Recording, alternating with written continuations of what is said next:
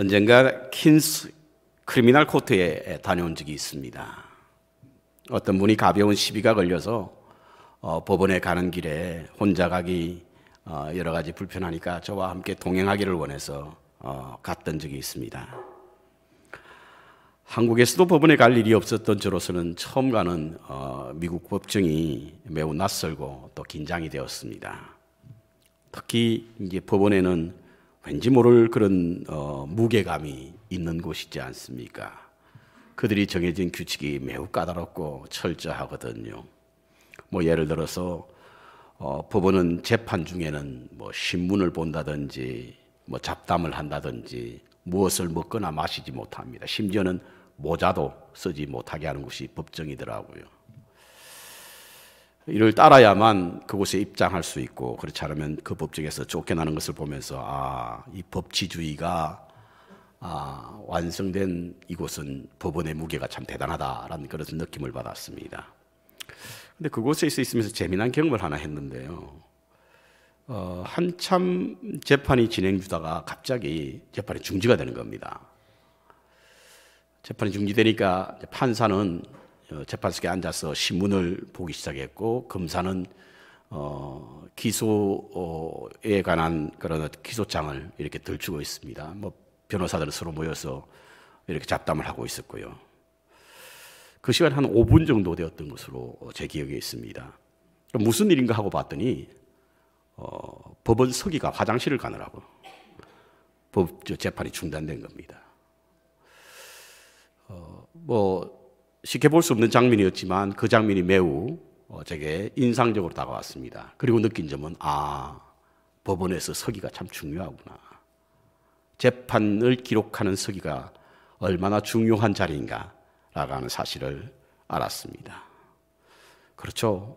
그 재판을 기록을 남겨야 되지 않습니까? 그리고 그 재판 기록은 나중에 재판할 때 아주 중요한 다른 재판에도 영향을 미치기 때문에 그 기록이 참 중요해서 아마 그것을 중시한 것으로 보입니다. 오늘 우리는 2000년 전에 있었던 한 재판의 기록을 들추려고 합니다. 비록 법원 서기에서 기록된 것은 아니지만 여러 그곳에 참여했던 증인들에 의해서 기록된 예수님의 재판에 관한 기록을 한번 함께 들춰보려고 합니다. 오늘 본문은 예수님께서 사형을 선고받는 장면입니다. 그리고 선고한 사람은 바로 본디오 빌라도고요. 빌라도는 예수님 당시에 유대 지방을 다스리는 로마 총독 가운데 한 사람이었는데요.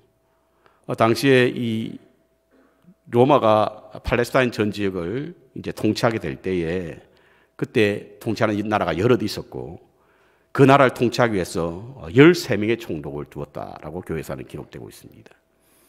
특별히 시리아 지방에 이제 본디오 빌라도가 그 총독으로 부임하게 되었는데 그 부임한 시기가 AD 26년부터 36년까지 그 지역을 통치하는 그런 총독으로 부임을 하게 되었기 때문에 불가불 예수님의 재판에 그가 주무 재판관이 되어서 참석하게 되는 그런 일을 하게 된 사람입니다.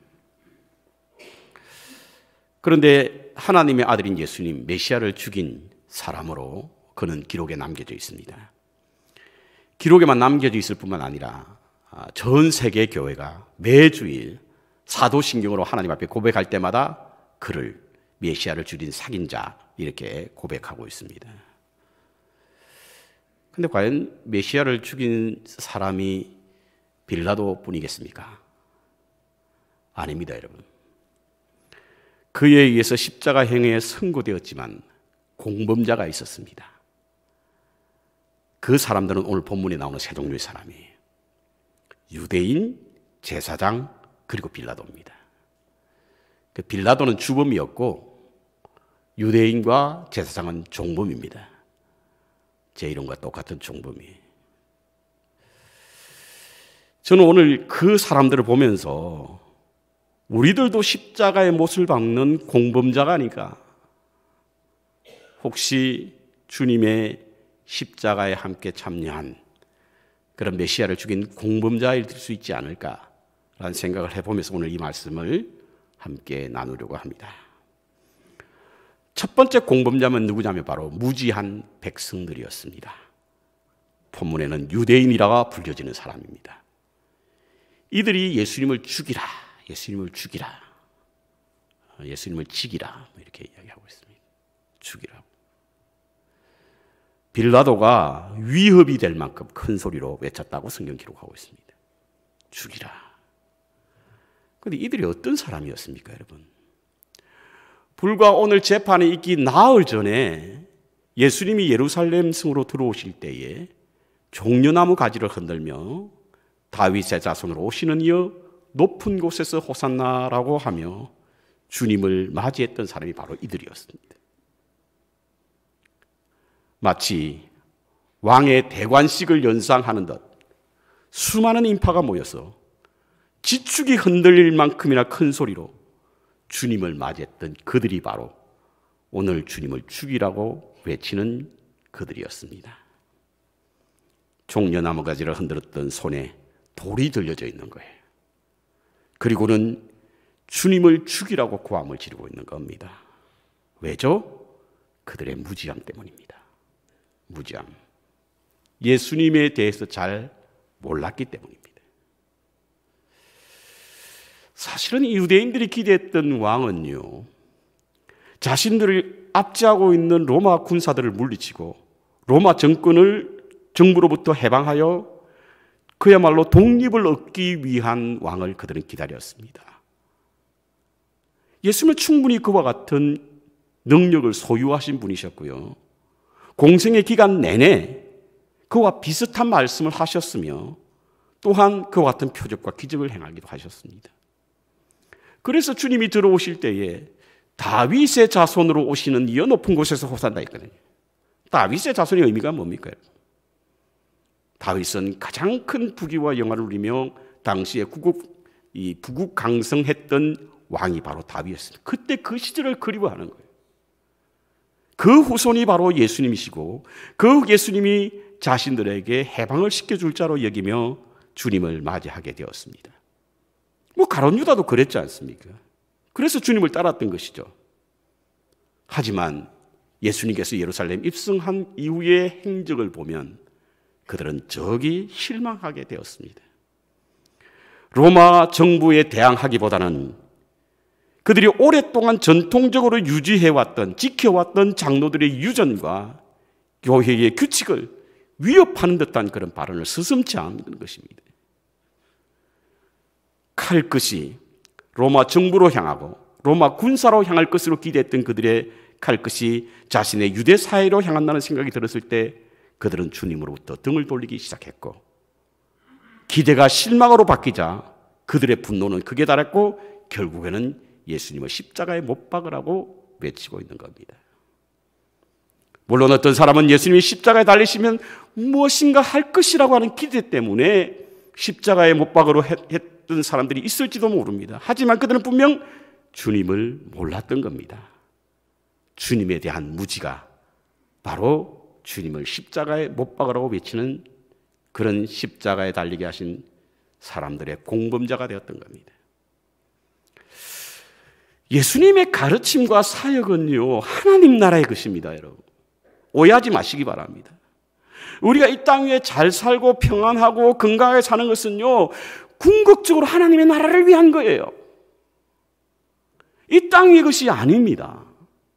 하나님이 우리에게 잘 살게, 부자가 되게 하시고 건강하게 살게 하시고 권력을 갖게 하신 것은 궁극적으로 하나님의 나라를 위한 것입니다. 세상의 것을 위한 것은 아니죠. 산상수훈 같은 걸 한번 보십시오. 여러분, 다 하나님 나라의 백성과 하나님 나라의 원리와 하나님 나라의 규칙이지 않습니까? 그런데 그들은 몰랐습니다. 몰랐던 거예요. 오늘 19장 말고 그 전에 있는 18장에 보면요, 빌라도가 예수님과 함께 재판을 하면서 신문하는 기록이 나와 있습니다. 사람들이 하도 예수님을 왕이라고 했다고 해서 그 신문하는 과정에서 내가 왕이냐 묻습니다. 그때 예수님께서 하신 말씀이 뭡니까? 나는 세상이 생각하는 그런 왕이 아니다는 거예요. 하나님의 진리를 선포하기 위해서 오신 왕이라는 이야기입니다. 하나님 나라의 왕이라는 이야기인 것이죠. 그런데 사람들은 세상의 왕을 기대했던 것입니다. 하나님의 진리를 선포하기 위한 왕이라는 사실을 유대인들은 몰랐습니다. 이와 같은 무지가 결국 예수님은 십자가에 못 박혀 한 겁니다. 여러분, 사람들은요, 자신의 생각에 따라 그 대상을 만들어가고 그 대상의 한 면만 봅니다, 여러분. 자기의 주장과 자기의 생각과 자기의 판단 그 속에 어떤 대상을 가두려고 하는 것이 있어요. 그래, 그 면만 보는 거예요. 흔히들 뭐 사회 구원이니 개인 구원이 그게 무슨 의미가 있죠? 우리 하나님의 나라에 대한 설명을 하는데. 사회 운동가들은 예수님이 사회 구원을 위해 오셨다는 것이고, 개인 복음주의자들은 전통주의자들은 예수님은 개인 구원을 위해 오셨다 주장하고 다투고 싸우지만 자신들이 보고 싶은 것만 보는 거예요. 한 면만 보는 겁니다. 예수님을 다 알지 못하는 거죠. 이것은 예수님의 가르침과 사역에 대한 무지 때문에 그렇습니다, 여러분. 무지 때문에 그래요. 결국 그것이 십자가의 못을 박는 그런 일의 공범자가 되었습니다. 왜냐하면 자기 뜻대로 되어주지 않으면 사람은 등을 돌리니까. 자기 생각대로 움직여주지 않으면 등을 돌리지 않습니까? 자기가 그리고 있는 어떤 메시아 상에서 벗어나게 되면 그들은 메시아가 아니니까 죽여도 된다라고 생각하는 거예요. 예수님에 대한 무지가 결국에는 예수님을 십자가에 못 박게 했습니다, 여러분. 주님은 이 땅에 속하신 분이 아니잖아요. 두 번째 공범자는 바로 거짓된 음모자들인 제사장들이었습니다. 예수님을 빌라도에게 고소한 사람들은 제사장 그룹들이었죠. 그들의 고소 내용을 보면요, 누가복음 22장에 나와 있는데 내용을 보면 세 가지입니다. 첫 번째로는 백성들을 미혹해 한다. 그 체제를 전복하려고 한다. 이게 첫 번째 고소 내용이었고, 두 번째는 가이사에게 세금을 바치겠는 것을 금하게 한다. 세 번째는 마지막 유대인의 왕이라고 고집한다. 이거예요. 이 사실입니까? 다 거짓이잖아요. 이 세 가지의 공통점이 뭐냐면 로마 정부를 전복시키기 위한 것이다. 지금 로마 총독이 가장 예민하게 생각하고 있고 가장 위험스럽게 생각하고 있는 체제 전복을 위한 사람을 죽이는 그 일에 앞장서 있던 본디오 빌라도에게 그 마음을 움직여서 예수님을 십자가에 못 박게 하기 위한 그들의 음모였어요. 주님은 어떤 것도 하지 않으셨습니다, 여러분. 한번 보십시오. 무려 성인이 5,000명이나 되는 숫자가 모이는 그런 광야에서 이 500의 기적을 일으킬 때도 그 어느 것 하나도 그 백성들을 선동하거나 체제를 전복하기 위해서 그들을 미혹했던 적이 없습니다. 세금에 관한 것도 그렇죠. 언제 주님이 가이사에게 세금을 바치지 말라고 했습니까? 가이사의 것은 가이사에게, 하나님의 것은 하나님에게. 유대인의 왕이라고 이야기하는데 예수님은 이 땅에 속한 왕이 아니었잖아요. 그걸 그들은 뻔히 알고 있었어요. 왜냐하면 대제사장의 사람들이 끊임없이 예수님을 따라다녔기 때문에 그렇습니다. 그럼에도 불구하고 예수님을 죽이려고 하는 그들의 음모가 거짓된 기소로 이어졌고, 그래서 그들은 십자가에 예수님을 못 박는 일에 공범자가 된 것입니다. 제사장 그룹들이 왜 이렇게 예수님을 못 죽여서 그랬을까? 왜 예수님을 십자가에 못 박는 일에 공범자로서 그들이 그것에 참여하게 되었을까? 유대 사회에서 제사장들은요, 입법권, 사법권, 행정권을 가졌던 소위 말하는 사내들인 공회를 이끄는 중심에 있었던 사람이 제사장들이었어요. 그들은 예수님의 가르침에, 많은 예수님의 가르침이 자신들 생각에서 벗어난다고 생각하게 됐을 때 주님이 가르치는 것을 못마땅하게 여겼어요. 왜냐하면 자신들이 지금 가지고 있는 자신의 자리, 자신의 기득권, 이것을 주님께서 점점 허물기 시작한단 말이에요. 그러니까 주님이 가르치는 걸 못마땅하게 여겼던 것이죠. 특히 성전을 정화하겠다라고 하시고 난 후에 성전 안에 들어가서 돈 바꾸는 자, 물건 파는 자, 그 상을 뒤집고 채찍으로 떼어 쫓으며 강도의 굴혈로 만든다라고 하는 말씀을 하셨을 때 그들은 비로소 예수님을 죽이기로 결심하다 이렇게 나와 있습니다. 왜냐하면 성전에 나오는 이 건이 대단하거든요. 성전에 들어가는 사람은 성전세만 내는 것 아닙니다, 여러분. 그곳에 가이사라의 그림이 문양이 그려 있는 화폐를 성전에 들어가는 세겔로 바꾸기 위해서 돈을 바꿔야 하잖아요. 돈을 바꾸는 과정에서 그 이익이 얼마나 많이 남습니까? 번제를 드리기 위해서 짐승을 가져오는 그들이 멀리서 가져오게 되면 흠이 생기니까 이것은 제단에 제물로 드릴 수 없다라고 하는 판명을 받게 되면 그곳에서 어차피 물건을 사야 돼요. 그 일에 얼마나 많은 이권이 있겠습니까, 여러분? 이것을 예수님께서 허무신 거예요. 다 쫓아낸 겁니다. 그러자 그들은 비로소 주님을 죽이기로 결심하게 되었다. 이렇게 성경 기록하고 있습니다. 그들의 이 방법이 참 놀랍습니다. 그렇죠? 예수님을 죽이기로 결심한 그들의 음모가 드러나는 것이 참 놀랍습니다. 먼저는 제자들에게 접근해서 스승을 배반하게 하죠. 가룟 유다를 통해서. 그리고 그 당시에 분봉왕이었던 헤롯 안티파스, 호스와 같은 사람, 그 사람에 가서 사형을 승인받습니다. 그리고는 빌라도의 법정에 그를 내밀잖아요.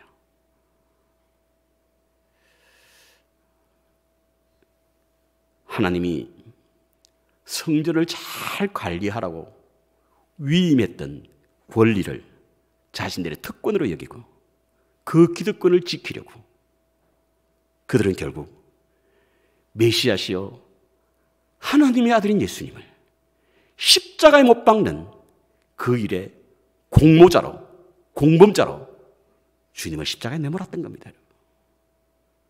오늘 우리는 어떻습니까? 여러분, 우리가 가진 모든 권리를 하나님으로부터 위임받았다는 사실을 잊지 마시기 바랍니다. 내 자녀도 그렇고 내 소유도 그렇고. 그런데 위임받은 그 권리를 특권으로 여기네요. 그것을 지키기 위해서 하나님의 말씀인 메시아의 가르침도 거절하고 오히려 그것을 쓰레기 취급하면서 시궁창에 내버리고 자신의 권리를 지키기 위해서 예수님을 십자가에 못 박는 공모자의 삶을 살고 있지는 않습니까, 여러분? 세 번째로 오판한 빌라도입니다. 오판한 빌라도입니다. 뭐니 해도 예수님을 십자가에 못 박은 일에 주범이요 직접적인 관련이 있는 사람은 바로 빌라도죠. 오늘 본문에 예수님을 처형하도록 제사장에게 내줬다라고 하는 것이 바로 그 사형 선고를 의미하는 거거든요. 우리가 빌라도가 예수님을 죽였다라고 하는 것은 그의 정당한 재판에 의해서 죽였다고 한다면 아무도 그를 살인자라고 말하지 않을 겁니다. 그런데 그의 잘못된 재판이 곧 오판이 메시아를 십자가에 못 박았으므로 우리는 그를 살인자라고 말하는 겁니다. 오판을 하게 된 세 가지가 있죠. 첫 번째로 그는 형량이 잘못됐습니다. 여러분, 법원에는요, 재판하게 될 때 양형 기준이라고 하는 것이 있습니다. 어떤 죄를 지었을 때는 어떤 만큼의 벌을 간다. 예수님이 십자가에 달린 것이 적합한 합리적인 그런 어떤 양형 기준에 의해서입니까, 여러분? 십자가는 어떤 사람이 달리는 거예요? 강도 중에 아주 극악한 강도이거나 정치범들을 재판하는, 선고하고 그에게 실행하는 제도가 바로 이 십자가형입니다. 양형 기준이 맞습니까? 대제사장들이 이 기소한 그런 어떤 체제 번복을 위해서 입증할 만한 어떤 자료도 없습니다. 마지막으로 빌라도는요, 자기가 무죄하다라고 하는 이야기를 3번이나 했어요. 어떻게 자기가 무죄하다고 한 사람을 십자가형에 처할 수 있게 했죠?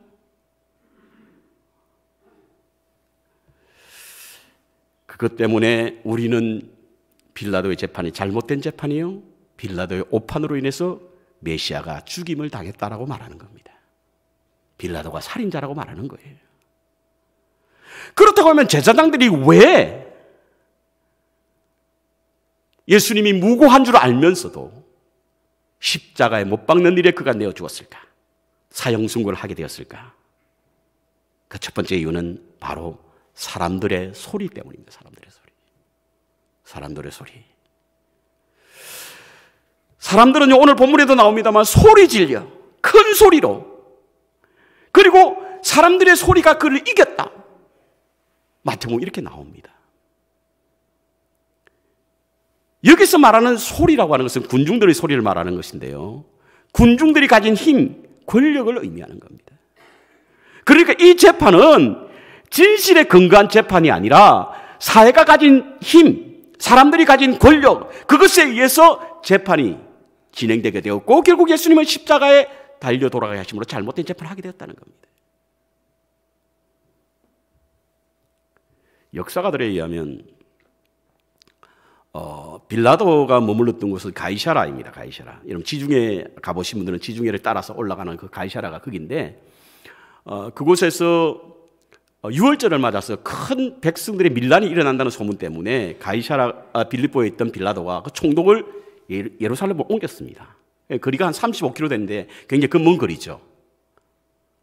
백성들의 밀란을 막기 위해서.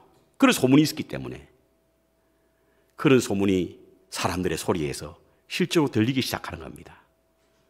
그러자 빌라도는 결국에는 무고함을 알면서도, 아무 죄가 없는 줄 알면서도 양형 기준에도 맞지 않게 예수님을 십자가에 못 박는 주범이 된 겁니다. 여러분. 법원에 가면요, 판사가 앉는 그 자리 그 뒤에 In God we trust라고 하는 말이 있죠. 우리 하나님 앞에 신실하다는 이야기죠. 뿐만 아니라 법원 앞에 가면요, 법의 신 디케가 이렇게 이제 저울을 들고 있는 그런 동상을 보게 될 겁니다. 이 디케는 눈이 가려져 있고 귀가 막혀져 있습니다. 귀가 가려져 있습니다. 오로지 이 저울로만 판단한 거죠. 어떤 외풍에도 우리는 영향을 받아서는 안 됩니다. 심지어 판사들은요, 자신의 소신에 따라서도 판정해서는 안 된다고 가르칩니다. 그런데 빌라도는 그렇지 못했습니다. 우리도 많은 순간 사람들의 소리 때문에 우리의 선택과 판단이 잘못될 때가 있습니다. 사람들의 소리 때문에 정의롭지 못한 일을 행할 때도 많고요, 불의한 일에 앞장설 때도 있습니다. 이것이 바로 주님을 십자가에 못 박는 주범이 될 수 있습니다.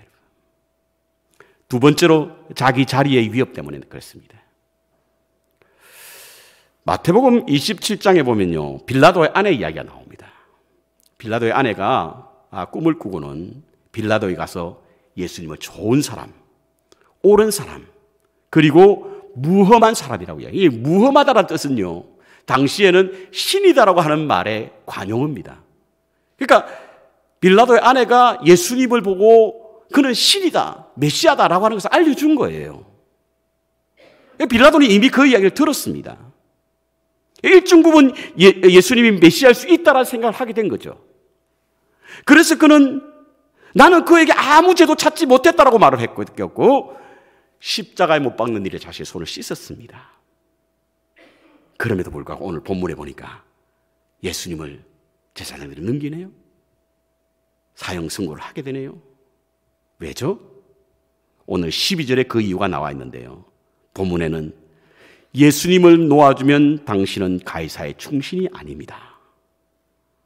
이 말의 뜻은 뭡니까, 여러분? 가이사의 충신이 아니다는 말은 가이사에 충성하는 사람이 아닙니다. 곧 그가 지금 가지고 있는 자신의 자리, 총독이라고 하는 그 자리, 그것이 위험해질 수 있기 때문에 그는 무험하고 무고한 그런 예수님을 십자가에 못 박는 일에 주범이 된 것입니다.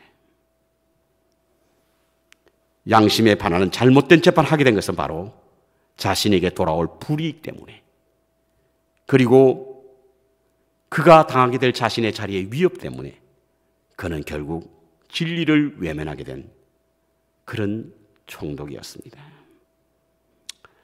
우리는 이 모습 속에 가슴 떨림이, 뜨거움이 있습니다, 여러분. 왜냐하면 빌라도의 모습 속에서 우리의 모습이 선명하게 보이기 때문에 그렇습니다. 오늘날 교회가 부패하고 성도가 경건의 능력을 상실한 이유가 무엇입니까? 작은 이익 때문에, 작은 자기에게 돌아올 손해 때문에, 그것 때문에 우리는 불의한 것에도 침묵하고 방관할 때 얼마나 많습니까?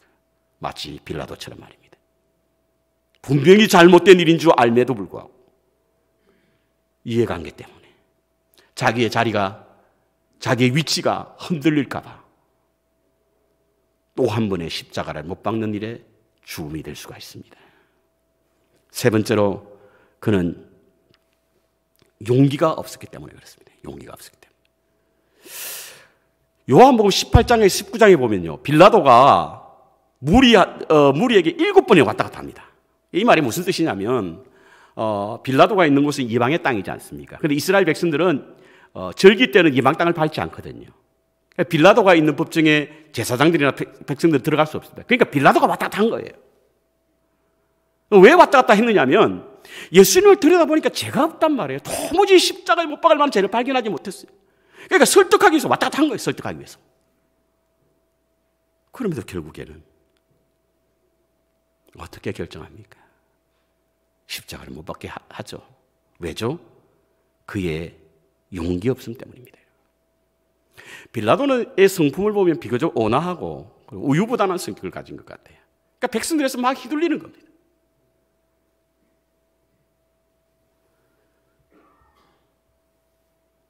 잃을 것이 없으면 두려울 것이 없다. 자신의 자리를 잃을까 봐 두려워했던 그가 결국에는 자신의 용기를 잃어버렸기 때문에 메시아를 십자가에 못 박는 주범이 되었고 2000년 아니 우리 주님이 오실 때까지 예수님을 죽인 주범으로 우리에게 고백되어질 수밖에 없는 이유가 바로 여기에 있습니다. 여러분. 빌라도의 이와 같은 용기 없음과 비교해서 나오는 인물이 있죠. 아리마대 요셉입니다. 아리마대 요셉. 그는 예수님이 십자가에 달렸을 때 그 시신을 수습했던 사람이잖아요. 여러분, 십자가형에 달린 죄인은 그 시신을 아무도 수습하지 않습니다. 만약 그 가족 중에 한 사람이 십자가형에 죽었다고 하면, 사형 판결을 받아서 죽었다고 하면 그 집이 이사를 가야 돼요. 그 동네 살지 못합니다. 사람들 손가락질 때문에. 심지어는 그 가족 중에 한 사람이 십자가에 달리면 그 가족의 이름을 빼버려요. 아무도 수습하지 않습니다. 그래서 십자가형에 달린 사람들은요, 그 시신이 수습되지 않기 때문에 짐승들, 새의 먹이가 되어서 결국에는 그 시신이 사라집니다. 아무도 접근하려고 하지 않죠. 그런데 용기를 낸 한 사람이 있습니다. 아리마대 요셉입니다. 그러고 주위의 시선이 두렵지 않겠습니까? 그러고 세상의 사람들의 손가락질 두렵지 않았겠어요? 하지만 그는 용기 있는 사람이었습니다. 그래서 그는 자기를 위해 준비된 무덤에 예수님의 시신을 수습한 겁니다. 여러분. 용기라고 하는 것은 두려움이 없는 것이 아니라 두려움에도 불구하고 자신이 믿는 어떤 신념 때문에 행동하는 것이 바로 용기입니다. 두렵지만 더 소중한 가치가 있다라고 하는 것을 느꼈을 때 그에 관한 일을 하는 것이 바로 용기죠. 폴 틸리라고 하는 유명한 신학자이죠. 그는 이렇게 말합니다. 가장 소중한 것을 위해 더 소중한 것을 버릴 수 있는 것이 용기다. 그리스도 안의 삶이라고 하는 것은요, 진리를 가지고 세상을 향하여 당당하게 용기 있게 말할 수 있는 것이 바로 그리스도의 삶입니다. 그때 세상이 감동을 해요. 그때 세상이 그리스도인들을 두려워합니다. 저는 재판장에서 또 다른 하나의 흥미로운 점을 발견했습니다. 검사가 어떤 사람을 기소할 때 누구의 이름으로 하느냐? people, 사람들의 이름으로 합니다. 검사인 내 이름으로 하는 게 아니라 오늘 이 사회에 있는 사람이 당신을 기소합니다. 왜? 그 사람이 그 사회에 악영향을 미쳐서 사회 질서를 문란케 했기 때문에 우리 공동체가 당신을 기소합니다 라고 하는 이야기를 듣고 그 굉장히 설득력 있는 말이다 라는 생각을 했습니다. 오늘 예수님을 십자가에 못 박은 것은 유대 사회였습니다. 그래서 그들은 하나님의 나라와 점점 멀어지게 된 겁니다. 하나님의 나라와. 오늘 예수님의 재판도 이와 같은 우리의 무지, 우리의 음모, 그리고 우리의 오판으로 인해서 우리가 주님을 십자가에 못 박을 수 있습니다. 네덜란드의 유명한 화가 렘브란트라고 하는 화가를 여러분 잘 아시죠? 탕자의 비유라고 하는 그림으로 아주 우리에게 잘 알려지는데요. 이분이 그린 그림 중에 십자가에 내린 예수라고 하는 그림도 있고 십자가에 못 박은 예수라고 하는 그런 그림도 있습니다. 렘브란트의 그림의 특징은 빛과 어둠을 통해서 그림을 그리는 사람이고요. 그리고 반드시 그 그림 중에 자기의 모습을 넣습니다. 오늘 이 그림은 바로 예수님이 십자가에 달렸을 때 다리에 못을 박는 사람을 그린 그림인데, 못을 박는 사람 누구냐면 바로 화가가 쓰고 있는 모자를 쓴 사람이었습니다. 자기를 말하는 거예요. 그리고는 그 그림을 통해서 그는 외치고 있습니다. 나도 그 가운데 있었다. 나도 그들 중에 있었다. 사람들의 무지와 기득권의 음모, 그리고 결정권자의 잘못된 오판으로 인해서 그들은 예수님의 선포된 하나님의 나라를 거절하게 됩니다. 결국 그들은 하나님의 나라를 거절했습니다. 그래서 하나님의 나라가 그들을 통해서 선포된 것이 아니라 이방인을 통해서 선포된 겁니다. 오늘 우리가 어떤 이유로든 간에 주님을 십자가에 못 박는 일을 행한다고 한다면 우리는 하나님의 나라를 거절하는 사람들입니다. 예수님께서 종려주일에 예루살렘에 들어갔을 때 수많은 사람들이 기쁨과 즐거움과 감사와 찬양으로 하나님께 영광을 돌렸던 것처럼 이 땅에 하나님의 나라를 선포하러 오신 예수님을 맞이하는 우리 마음속에 아직도 여전히 남아있는 무지와 음모와 그리고 오판의 마음이 있다고 한다면 그것을 걷어내고 주님과 함께 일궈나가는 하나님의 나라의 선포자로서 사명을 감당할 수 있는 우리들이 되시기를 주님의 이름으로 축원합니다.